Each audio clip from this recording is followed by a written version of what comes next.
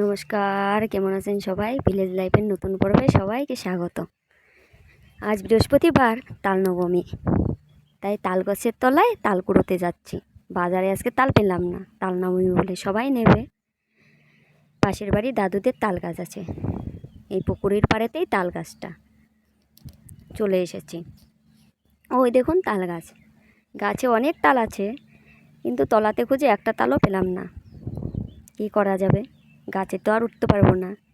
দেখুন ওই যে তাল। তারপর অনেক খুঁজেছি, তাল নেই। আমাদের আজকে তাল বাঁধতে হয় ঘরের সামনে, এটা আমাদের নিয়ম। তারপর খুঁজে খুঁজে এই তালটা পেয়েছি, কিন্তু এই তালটাতে হবে না, পাকা তাল লাগবে। এই পুকুরিটা দাদুদের। এই ছোটোবেলাতে দেখতাম পুকুরির পাড়ে নৌকো বাঁধা থাকতো, অনেক চড়েছি নৌকোতে। পাশে একটা কাঠের দোতলা থাকতো, সেটাতে খেলা করতাম আর উপর থেকে দেখতাম। কী যে সুন্দর লাগতো মাছগুলোকে দেখতে, এখন না সেরকমটা নেই। তারপর চলে গেলাম বাড়ির দিকে। দেখি বাবা পায় কি তাল বাজারে। এই দেখুন জোড়া শালিক।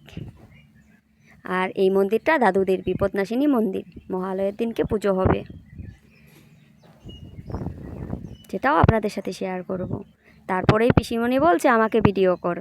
এই পিসিমণি আমাদের বাড়িতে 12 বছর ছিলেন। আমাদের 3 ভাই বোনকে পিসিমণিই বড় করেছেন, দেখাশোনা করেছেন। মাকে কাজে হেল্প করতেন, মাও বলা চলে।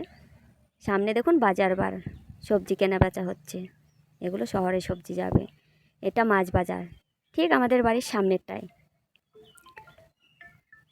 তারপরে চলে এলাম বাড়িতে, দেখলাম এক কাকু তাল দিয়ে গেছে। বলা ছিল একটা তাল বাঁধবো আর 3টে তাল রেখে দিব, পিঠে বানাবো আমার এক প্রিয় মানুষের জন্য। তাকে না দিয়ে খেতে আমার ভালো লাগে না। সে আমার রান্না খুব পছন্দ করে, আর তাকে দিতেও আমার ভালো লাগে। সে খায়ও খুব যত্ন করে। কী পিঠা বানাই সব আপনাদের সাথে শেয়ার করব। এই দেখুন তাল বাঁধা আছে, গত বছর তার আগের বছর 2 বছরের আছে।